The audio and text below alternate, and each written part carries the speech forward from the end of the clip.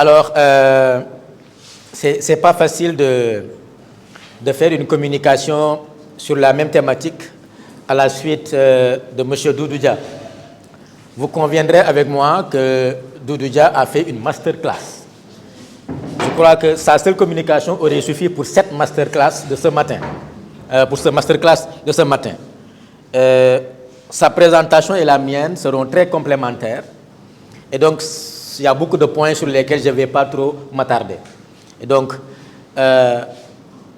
Ndeye Khadi et Fat Bintou m'avaient demandé de répondre à la question de savoir comment construire une parole politique responsable à l'ère de la démocratie numérique. Et donc, dans le cadre de mes recherches pour préparer cette communication, j'ai pu en arriver à cette synthèse que je vais vous proposer, intitulée « La parole politique à l'ère de la démocratie numérique, défis, dérives et conditions d'un discours politique, d'un discours public responsable ».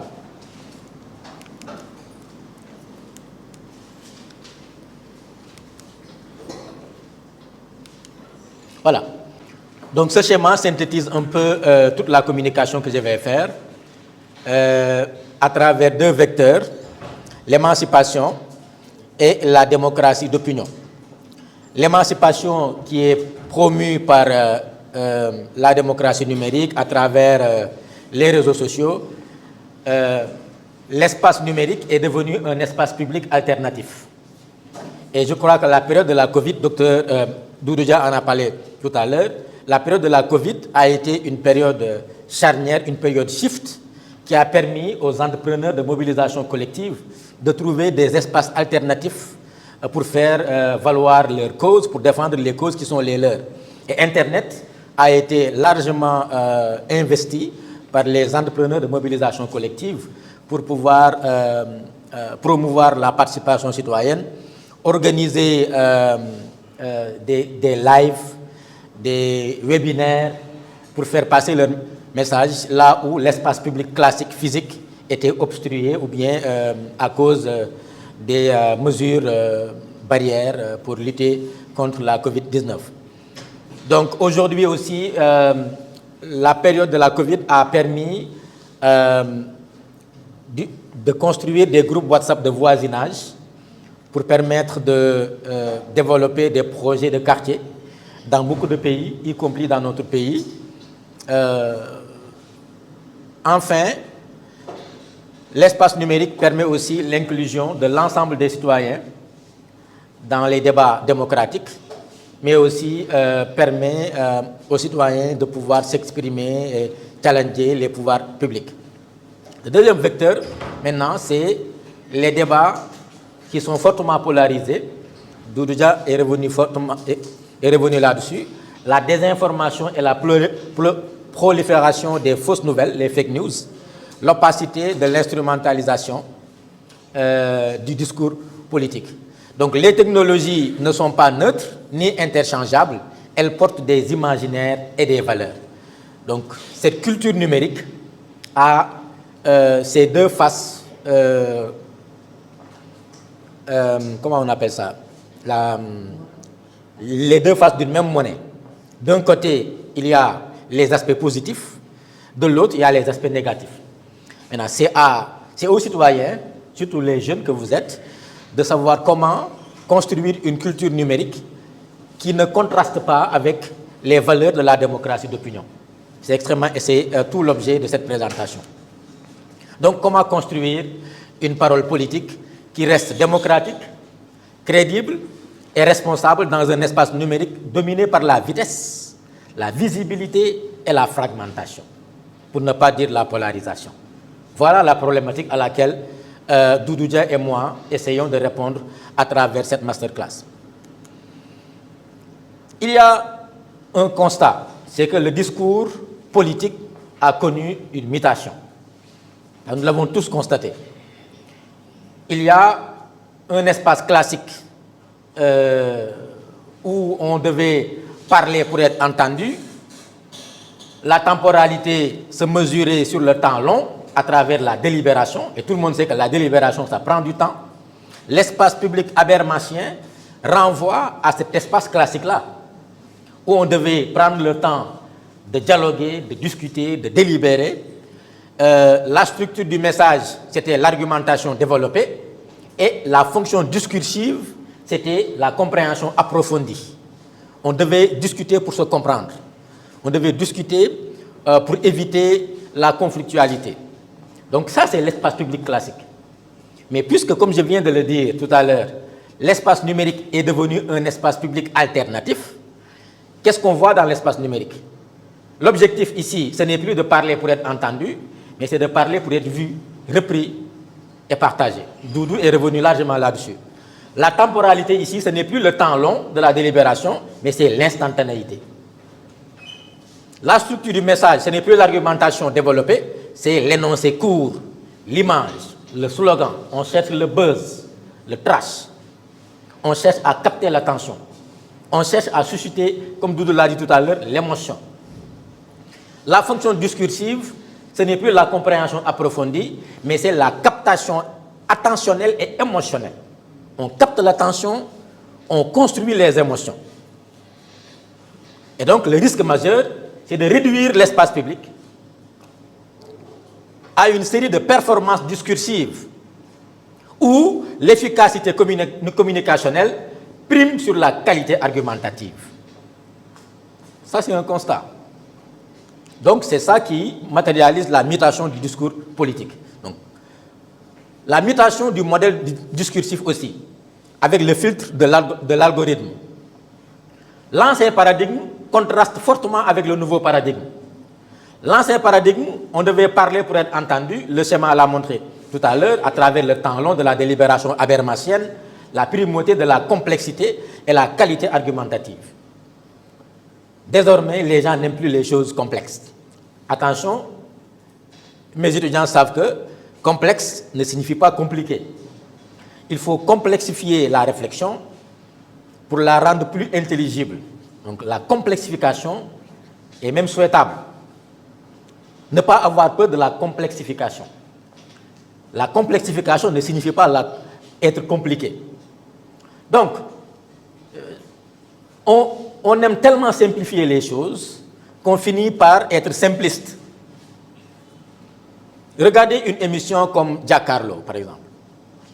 Il y a toujours quelqu'un comme Bouba Ndour qui est là et qui dit, quelle que soit la qualité de l'expert qu'on amène pour apporter des éclairages sur une problématique donnée, il y a toujours un Bouba Ndour qui est là qui dit, oui, li nga wax yépp amna solo, mais le citoyen lambda là, comment naka ngay wàccee kii bi pour que ñoom ñu mën ñu comprendre? Parce que il y a trois biais du discours médiatique. Le discours médiatique est triplement biaisé. C'est un discours qui se veut simple, au risque d'être simpliste, parce qu'on vise l'auditoire. C'est un discours qui fait de l'histoire immédiate, qui cherche le scoop, alors que la réflexion critique demande le temps long de la délibération, ce que Max Weber appelle le recul épistémologique, pour pouvoir mieux appréhender une réalité donnée. Le discours médiatique n'a pas besoin de ce recul épistémologique, non. Ils font de l'histoire immédiate. On cherche le buzz, on cherche le trash, on cherche le scoop. Et troisième élément, qui constitue un troisième biais épistémologique au discours médiatique, c'est que c'est un discours qui cherche à séduire. Donc forcément un discours orienté. Parce qu'on veut capter l'auditoire, on mesure l'audimat. C'est exactement la même chose que les médias numériques. C'est exactement ce qu'on recherche dans les réseaux sociaux. Donc les médias en général et les médias numériques en particulier sont triplement biaisés. Ils font un discours qui se veut trop simple, pour ne pas dire simpliste, un discours qui fait de l'histoire immédiate, donc qui n'a pas besoin nécessairement de ce recul épistémologique pour pouvoir convaincre, pour pouvoir argumenter, pour faciliter la délibération. C'est aussi un discours orienté, un discours qui séduit, parce qu'on cherche le nombre de likes, le nombre de partages, le nombre de... etc. C'est ça, en réalité. Et ce biais épistémologique-là, c'est ça qui fait que l'ancien paradigme est complètement érodé par le nouveau paradigme. Donc, parce qu'ici, on parle pour être vu et être partagé, Et le discours politique donc devient un instrument de captation attentionnelle. L'efficacité communicationnelle prime désormais sur la qualité argumentative. Et ça, c'est quelque chose qui a été amplifié par les GAFAM, Google, Amazon, Facebook, Microsoft, etc., Apple, etc. Parce que là, c'est l'impératif de visibilité, l'économie de l'attention dont parlait Doudou tout à l'heure, sans compter le contexte de libéralisme informationnel. Les plateformes valorisent la polarisation pour générer de la valeur. Et ça, c'est quelque chose qui est largement revenu dans la présentation de Doudou tout à l'heure. Donc, ce moteur de la visibilité algorithmique met l'accent sur ces trois éléments-là, le libéralisme informationnel, la régulation algorithmique et l'essentialisation. Et là, si on parle d'essentialisation du discours citoyen et du discours politique, on met l'accent sur la course à la visibilité, qui résume les sujets complexes à des séries de mots-clés rassembleurs. Donc, Bouba Ndour est toujours là pour simplifier les choses. Alors qu'un discours, c'est pourquoi moi, je ne peux pas vous dire combien de fois j'ai été invité par Ablaye Der pour venir à Giacarlo. J'ai toujours refusé.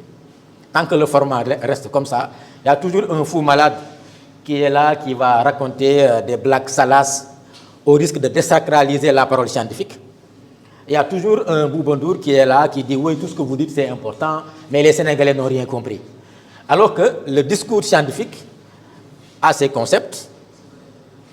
Hein? Comment? Doit être neutre.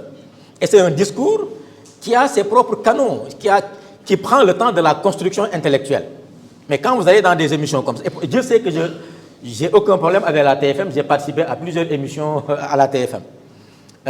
Soir d'info, la matinale de la TFM, etc. La RTS, pareil, je vais dans tous les médias.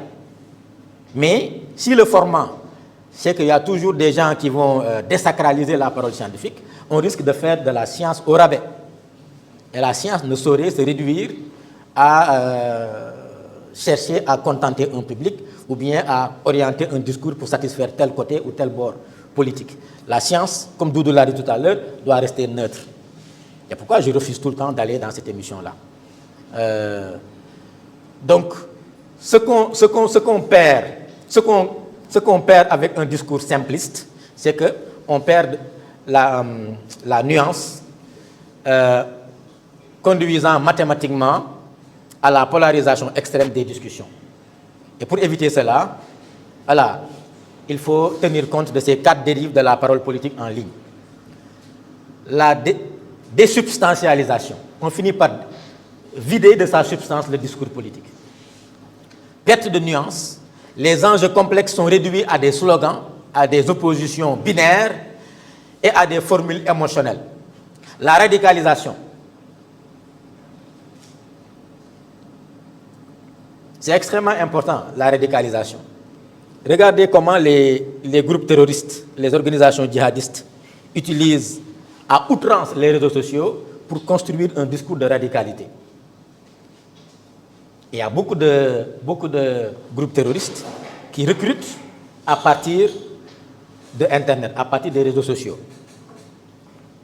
J'avais dirigé, par exemple, quelqu'un comme Ndeye Khadi a fait son mémoire de master que j'ai dirigé sur le discours djihadiste. Comment construire un contre-discours pour lutter contre l'extrémisme violent, le terrorisme.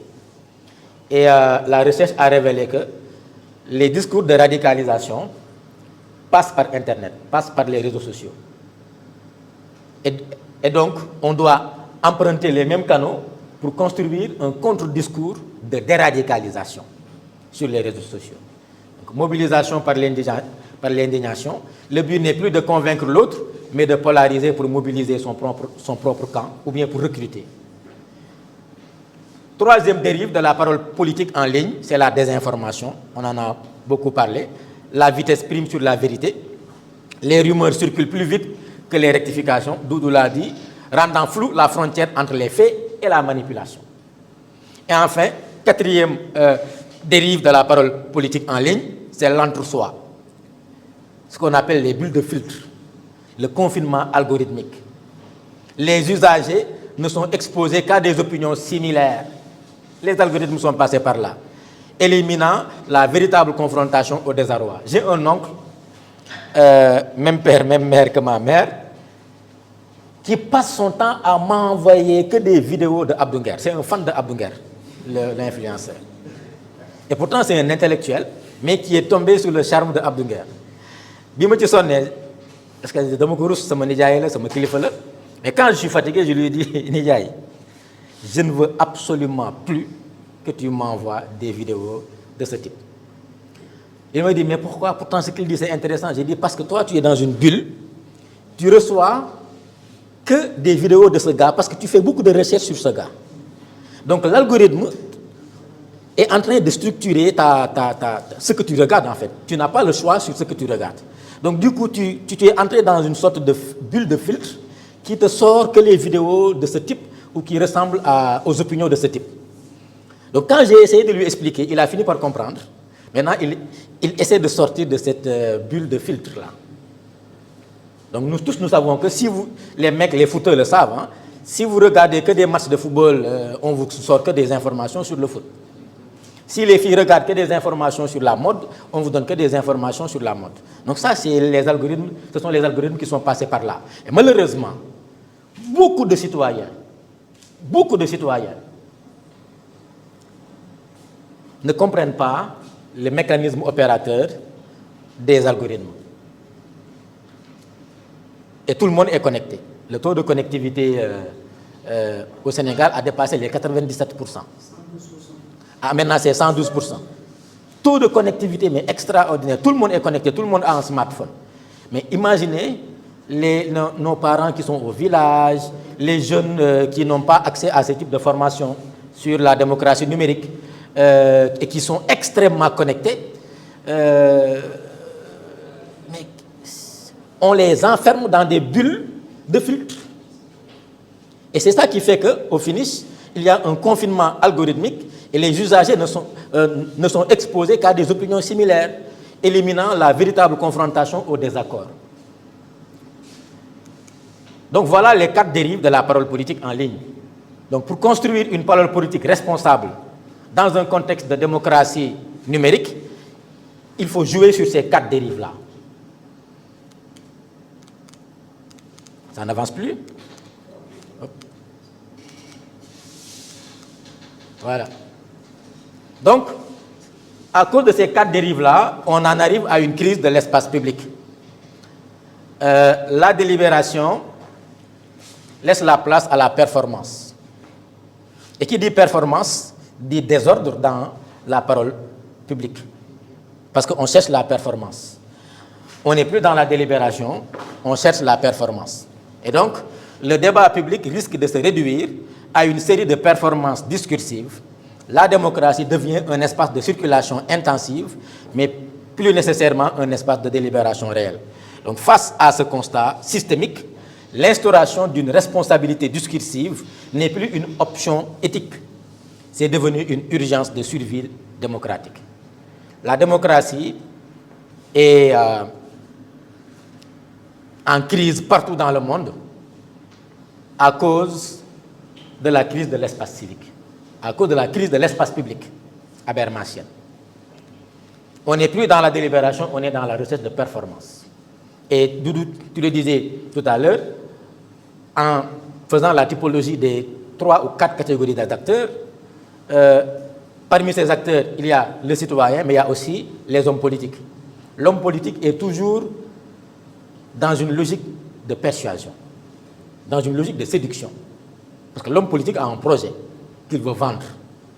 L'homme politique a toujours un discours orienté. Comment est-ce que le citoyen se retrouve dans un contexte où le discours politique est tellement polarisé, tellement orienté que lui-même il se perd? C'est ça l'enjeu en fait. Alors, puisqu'il y avait 4 problèmes que nous avons identifiés, ces 4 dérives à la parole politique en ligne, nous avons proposé 4 piliers pour une parole politique responsable dans un contexte de démocratie numérique. Et ces 4 piliers recoupent les propositions pertinentes que Doudou a faites tout à l'heure dans sa présentation. l'argumentation pour rendre intelligible le discours, mais pas faire comme Bouba Ndour, genre simplifier, simplifier, simplifier. Donc il faut argumenter pour rendre intelligible. Vérifiabilité, donc s'ancrer dans les réels. Donc Doudou a parlé de faits, il faut toujours vérifier l'information. La cohérence, c'est-à-dire la loyauté envers le public. Et l'éthique et le dialogue, notamment le respect de l'altérité. C'est extrêmement important. Pour l'argumentation, il ne faut pas se limiter à l'opinion affirmée. Mais il faut accepter la complexité. Encore une fois, la complexité ne signifie pas compliqué. Mais il faut accepter de complexifier le discours pour le rendre beaucoup plus intelligible. Expliquer, justifier et contextualiser la décision publique. Et je crois que les hommes politiques doivent jouer véritablement sur ça pour rendre leur discours beaucoup plus intelligible. Et ne pas être dans le discours orienté, le discours clivé, etc. La vérifiabilité, s'appuyer sur des données contrôlables, distinguer clairement le fait de l'interprétation et la capacité à corriger publiquement ses erreurs. Malheureusement, puisqu'on est dans un monde du voyez-moi, dans un monde où on cherche, c'est rare de voir quelqu'un. C'est pourquoi vous regardez le contentieux en matière de diffamation, en matière de diffusion de fausses nouvelles. Dans les années 90, parfois même jusqu'au début des années 2000, c'était rare d'entendre dans la presse des procès pour diffamation. C'était très rare. Il y avait 2 ou 3 journalistes au temps de Abdoulaye Wade, notamment Madiambal et d'autres qui étaient condamnés pour diffusion de fausses nouvelles, diffamation. Mais aujourd'hui, regardez, tous les jours, des influenceurs, des journalistes, des chroniqueurs sont poursuivis en justice pour des faits de diffamation. Parce qu'on a aujourd'hui l'orgueil et la capacité de nous corriger publiquement et de reconnaître ses erreurs.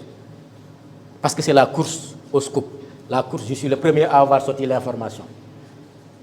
Et ça, ce n'est pas une parole politique responsable. Donc, il faut aussi jouer sur la vérifiabilité et s'ancrer véritablement dans les faits et dans le réel. La cohérence. Maintenir une stabilité dans le discours. Les changements sans explication nourrissent la suspicion. La cohérence bâtit la confiance. Doudou l'a dit tout à l'heure, il faut rechercher la cohérence. Si vous êtes versatile, si vous changez constamment de discours, vous risquez de créer une crise de confiance. Et c'est extrêmement important de garder la cohérence. Enfin, l'éthique et le dialogue. Refuser l'injure. Regardez aujourd'hui, les influenceurs qui sont les plus suivis sont les influenceurs qui ont l'injure à la bouche. C'est les Adamo, c'est qui d'autre? C'est Californie, c'est les Naboudash. Et qui d'autre? C'est Mola Morgan. Voilà. Moi, je me rappelle, il y a 2 ans, on a vécu 2 ans ou 3 ans, mais un ramadan, je ne suis pas sûr qu'il y a beaucoup de Sénégalais qui ont fait un ramadan. Parce que tout le monde écoutait Mola Morgan après le Ndogo. Et le mec, il passait son temps à insulter, mais de manière acerbe. Et c'est lui qui avait... D'ailleurs, à un certain moment, il disait que Manma était réuni. Parce que tout le monde... Mais il avait ses lives avaient des vues, mais extra. Allant même jusqu'à ce que des hommes politiques citent Mola Morgan. Quelqu'un qui avait l'injure à la bouche. Regardez tout simplement les influenceurs les plus suivis. Ils ont l'injure à la bouche. On parle de sexe, on parle de viol, on parle de tout ce qui est trash pour faire le buzz. Uniquement. Donc, quand vous avez un discours comme ça, où est l'éthique dans tout ça? Où est l'éthique dans tout ça? Et donc, on ne peut pas construire une parole politique responsable dans un contexte de démocratie numérique si on laisse de côté l'éthique. L'éthique discursive, c'est extrêmement important. Les mots construisent, mais les mots peuvent détruire. Donc, refuser l'injure, la stigmatisation et la manipulation des effets, reconnaître l'adversaire comme un interlocuteur légitime et respecter l'adversité. C'est ça qu'on appelle l'altérité. C'est extrêmement important. L'éthique du dissensus, c'est le moteur de la démocratie. J'ai fait ma thèse sur la construction du consensus Mais beaucoup ne comprennent pas, Doudou, pourquoi mon ouvrage, qui est tiré de ma thèse, je l'ai sous-titré, le consensus politique sénégalais, une arlésienne. Pourquoi une arlésienne? Mais parce que moi, je considère que, déjà, le dialogue ne gouverne pas, on ne gouverne pas avec le dialogue, ou par le dialogue. Le dialogue, c'est une modalité de construction du consensus dans des contextes précis. Quand l'adversité politique, ou bien quand on veut initier une action collective et que les positions se sont polarisées à outrance, il faut recourir au dialogue pour construire un consensus sur des institutions à mettre en place, sur une action publique à mener, ou bien sur une solution de sortie de crise. Mais après cela, l'opposition s'oppose, la majorité gouverne. Parce que c'est ça la responsabilité politique. Sinon, au finish, si on doit gouverner ensemble, comment est-ce qu'on va établir la responsabilité politique? Et c'est ça qui a perdu quelqu'un comme Amadou Toumani Touré, qui avait théorisé le consensualisme au Mali. Vous avez vu où est-ce qu'il a fini? Tout le monde, il n'y avait pas d'opposition. Tout le monde dans le même truc, et puis tout le monde est comptable de la gestion du pouvoir. Donc du coup, on étouffe les vrais dissensus. Et l'éthique du dissensus, c'est le moteur de la démocratie. Tout le monde, on n'est pas obligé d'avoir tout le monde, de faire en sorte que tout le monde soit d'accord. Il faut construire le dissensus. Et c'est ça le moteur de la démocratie. Le dissensus est donc constitutif de la démocratie. Le consensualisme, ça tue la démocratie. L'unanimité, ça tue la démocratie. D'ailleurs, le dissensus est consubstantiel aux sociétés humaines. On ne peut pas être d'accord sur tout, entre mari et femme. Tout à l'heure, Doudou a donné l'exemple avec madame, son épouse. On ne peut pas être d'accord sur tout. Le but n'est pas de supprimer le conflit ou le dissensus, mais de lui donner une forme acceptable, de gérer le conflit. Le conflit en soi n'est pas une pathologie en démocratie. Le conflit devient une pathologie quand la démocratie échoue à inventer des mécanismes de gestion des conflits. Mais le conflit en soi est consubstantiel aux sociétés humaines. Pas de société sans conflit. D'ailleurs, le politique n'est rien d'autre que l'idée d'un ordre indispensable qui permet aux hommes de vivre ensemble. C'est quand les individus choisissent de soumettre leur conflit d'intérêts à la régulation d'un pouvoir qui détient le monopole de la contrainte légitime. Choisissent de confier leur conflit d'intérêts. Parce que les conflits d'intérêts sont consubstantiels à la vie d'un groupe. C'est normal. Mais quand on échoue à créer des mécanismes de domestication de la violence collective pour gérer les conflits, c'est là que le conflit vire en conflictualité. Et quand la conflictualité s'installe, ça devient pathologique pour la démocratie. Donc il faut avoir l'éthique du dissensus, qui est le moteur de la démocratie. Le but n'est pas de supprimer le conflit, mais de lui donner une forme acceptable. Et pour cela, il faut en finir avec l'agression verbale et construire le désaccord argumenté. Malheureusement, ce qu'on voit dans les réseaux sociaux, c'est l'agression verbale. Les réactions immédiates, l'affrontement symbolique permanent et la violence excessive.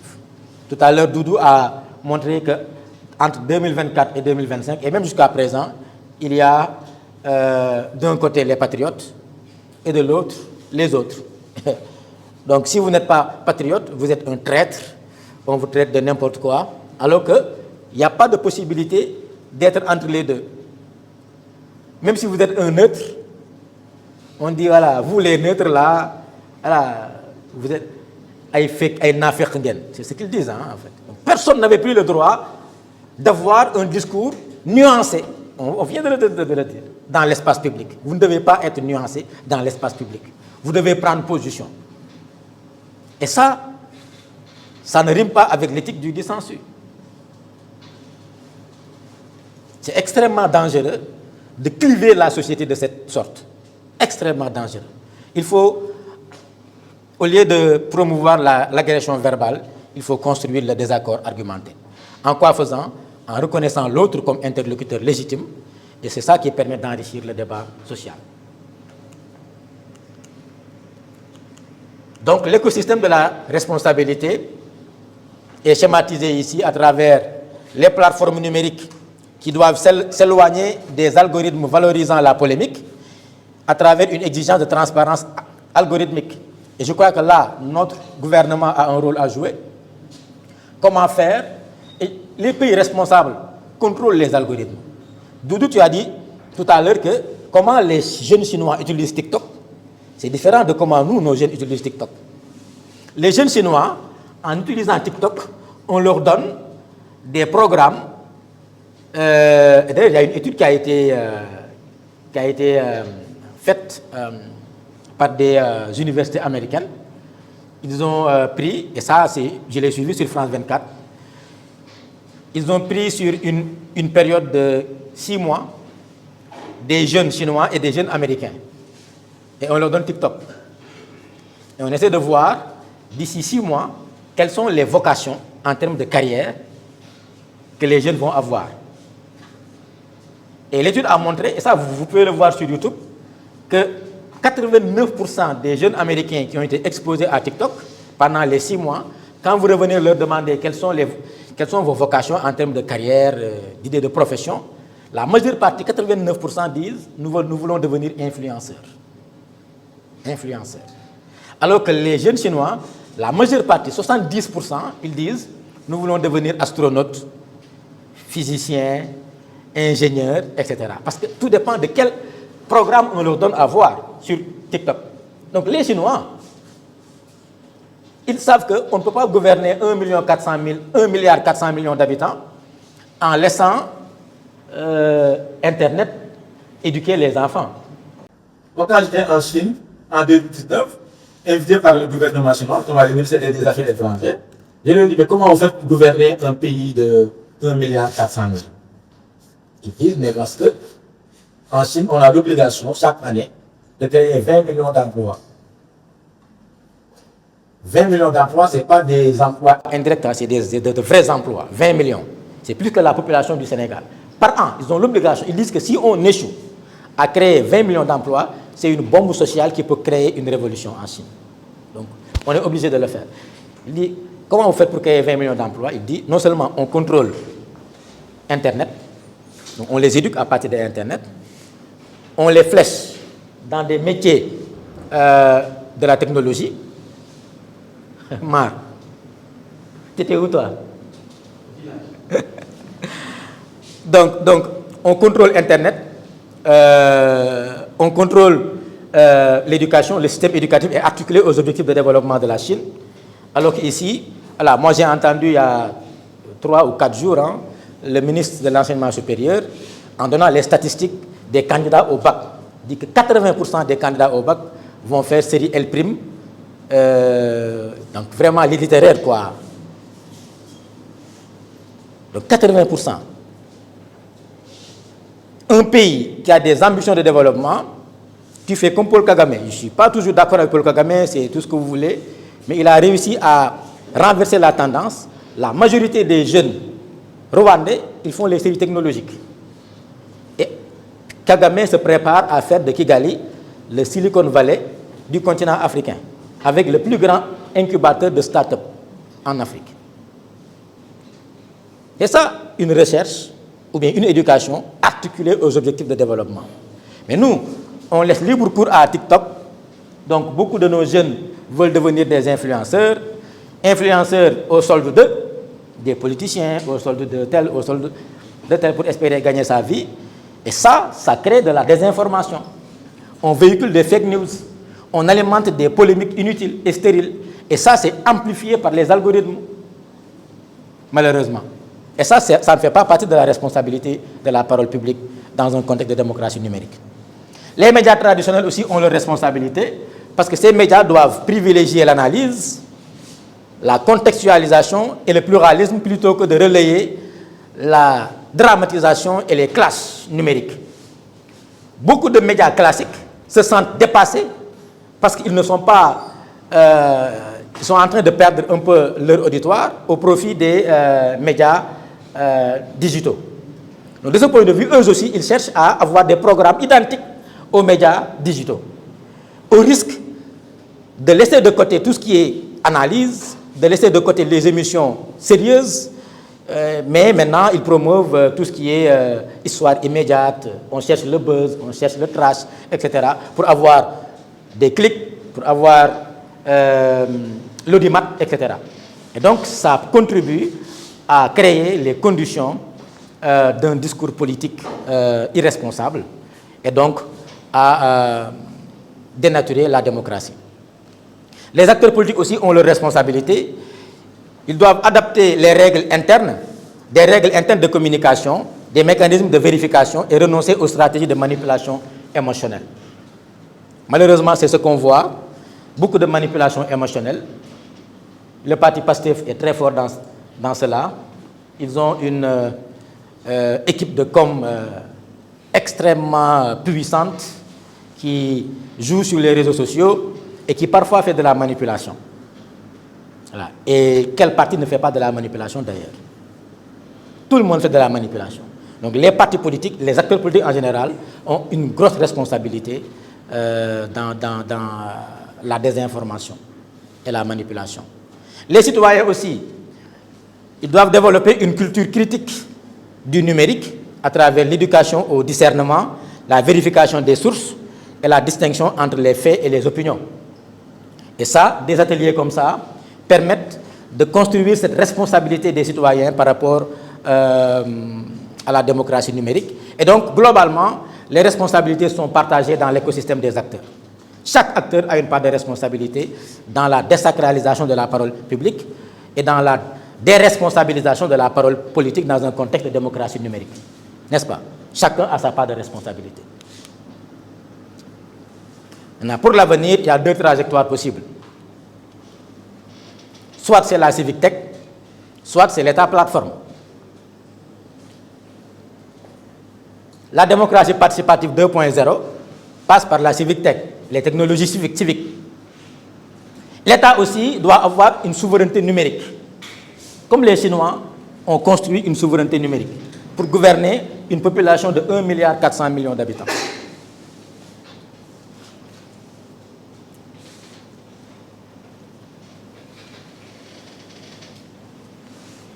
Donc, ici, l'État doit pouvoir internaliser l'offre de participation par les services de l'État.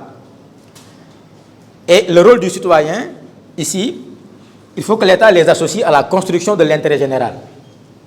Et malheureusement, dans nos démocraties actuelles, seuls les élus accaparent la compétence pour parler de l'intérêt général. On ne prend pas les citoyens au sérieux. Et donc, je crois que dans un de mes articles scientifiques sur la démocratie locale, j'ai parlé de la nécessité de prendre au sérieux les citoyens. Mais les élus considèrent qu'il n'y a que eux qui ont la compétence pour parler de l'intérêt général et on laisse de côté les citoyens. Alors que les citoyens sont capables de co-construire avec l'État l'intérêt général. Donc, il faut que l'État crée des dispositifs discursifs qui permettent à l'État de satisfaire à ce que Pierre Rosanvallon, que Fat Bintou a cité tout à l'heure, de satisfaire à ce que Pierre Rosanvallon appelait la légitimité de proximité, la légitimité de réflexivité et la légitimité d'impartialité. Créer des espaces de réflexivité qui permettent aux citoyens de co-construire l'intérêt général avec l'État, que ce soit dans le cadre de la démocratie locale ou dans le cadre de l'État central. Il faut que les conditions soient créées et ça, c'est à l'État de créer les conditions de la souveraineté numérique en créant des plateformes pour permettre aux citoyens de contribuer à la construction de l'intérêt général. Et l'impact qui est attendu à travers cette souveraineté numérique de l'État plateforme, c'est un fort contrôle des valeurs, notamment la transparence. Mais cela nécessite de lourds investissements financiers et une grande maîtrise du design utilisateur pour éviter l'exclusion. Comment contrôler sans exclure? C'est ça l'enjeu. Et maintenant, du côté de la Civic Tech, la nature ici, c'est le fait de déléguer à des prestataires ou des startups des logiciels souvent propriétaires. Comment faire pour outiller des organisations, des laboratoires de recherche des groupes de citoyens un travail de conception d'outils de civic tech qui permettent aux citoyens de pouvoir participer effectivement à la démocratie et de co-construire avec l'État des espaces discursifs pour l'intérêt général. Le rôle du citoyen ici, c'est que le citoyen est contributeur à travers la logique consultative. Les outils de civic tech sont des dispositifs de délibération, mais aussi de consultation et de co-décision avec les citoyens, par les citoyens et pour les citoyens. L'impact qui est attendu ici, c'est le déploiement rapide, mais le risque de conformisme institutionnel. Cela limite l'expression de la critique sociale. Donc ça aussi, c'est un risque dans la civic tech, mais l'enjeu, c'est, pour nos États, c'est d'allier les deux, de jouer sur les deux tableaux. Parce que l'avenir, à mon avis, pour qu'il y ait, pour la construction d'une parole politique responsable dans un contexte de démocratie numérique, c'est la démocratie participative 2.0 à travers la civic tech ou la souveraineté numérique avec un État plateforme.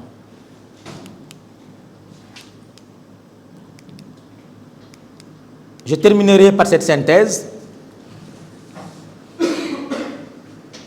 Il y a 5 piliers, 5 recommandations qui me font dire que le numérique ne doit pas être un espace de saturation du sens, mais de délibération renouvelée.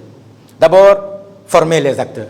C'est ce que le LASPAD, à travers ce projet, veut faire. Former les élus et aussi les porte-paroles à l'argumentation, à la vérification des faits et à l'éthique discursive, mais aussi former les jeunes et les plus jeunes à travers les lycées, les initier dès à présent à la culture du fact-checking, à la culture de la responsabilité dans l'espace numérique, à la culture de la vérification, à la culture de l'altérité et du respect de l'autre dès le bas âge. Deuxième élément de recommandation, c'est éduquer les citoyens en introduisant une culture critique du numérique, surtout chez les jeunes, pour identifier les manipulations et les effets de bulle, comme mon oncle. Il faut sortir mon oncle de sa bulle. Et donc, il faut tout faire pour les éduquer. Et je crois avoir réussi à au moins commencer à le faire sortir de sa bulle. Sinon, nous tous, nous avons été dans des bulles. Donc, n'eût été notre esprit critique et les formations que nous recevons jusqu'à présent, on allait être enfermés dans des bulles sans pour autant être capable de nous y échapper. Donc, il est extrêmement important, en tant que jeune, de refuser d'être enfermé dans des bulles. Ces bulles vous endoctrinent. Ces bulles vous empêchent d'envisager l'altérité. Ces bulles vous enferment dans des discours de haine, dans des discours clivants. Il faut éviter d'être enfermé dans des bulles. Troisième élément, c'est adopter des chartes. Il faut réglementer tout ça, créer des codes de bonne conduite en ligne pour les partis, notamment les partis politiques, en leur imposant la transparence, la cohérence, le respect du contradictoire. Le contexte est favorable. L'État du Sénégal veut moderniser les partis politiques. C'était prévu depuis le référendum de 2016. Il y a une disposition qui parle de la modernisation des partis politiques. Mais jusqu'à présent, on n'a pas encore matérialisé ça. Dans le package de réformes que le président Bassirou Diomaye Faye va bientôt soumettre à l'Assemblée nationale, il y a un point sur ça, sur la modernisation des partis politiques, le financement public des partis politiques et la révision de la loi de 1981 sur les partis politiques. Okay? Donc de ce point de vue, je crois que c'est une opportunité pour leur imposer d'avoir des chartes et que la communication officielle des partis politiques respecte la transparence, la cohérence et le respect du contradictoire.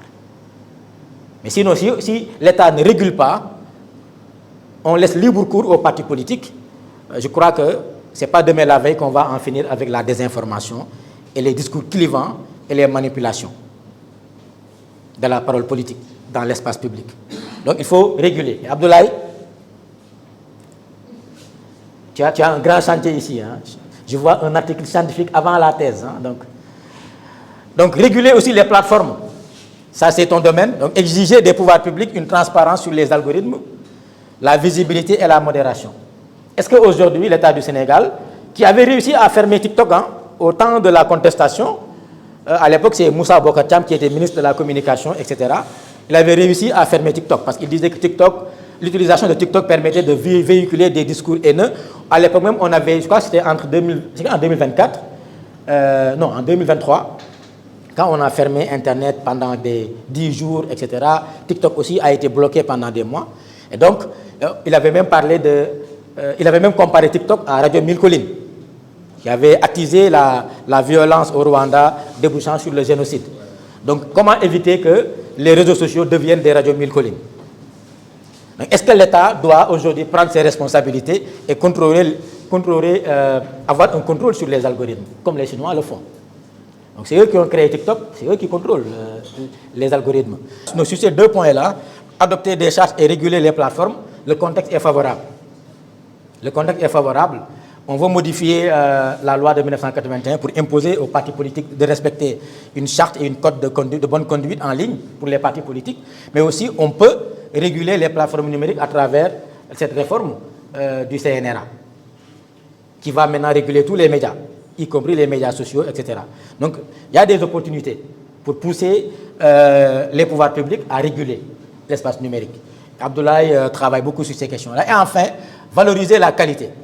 Les universités, le LASPAD joue son rôle à travers cet atelier. Les médias et les institutions doivent promouvoir des formats valorisant l'écoute et le désaccord argumenté. Je dis bien désaccord argumenté face à la culture du clash et du buzz. C'est extrêmement important qu'on puisse, nous autres universitaires, construire une parole documentée, construire des désaccords argumentés, au lieu de suivre la tendance dominante dans les réseaux sociaux qui nous pousse à la polarisation de l'espace public. Donc voilà les 5 recommandations qui, à mon avis, devraient nous permettre d'aller vers une parole publique, une parole politique responsable dans un contexte de démocratie numérique. Donc, construire une parole politique responsable, c'est défendre une démocratie qui ne renonce ni à la complexité, ni au débat, ni à la vérité. Faire du numérique, non pas un espace de saturation du sens, mais le lieu d'une délibération renouvelée. Je vous remercie de votre demande.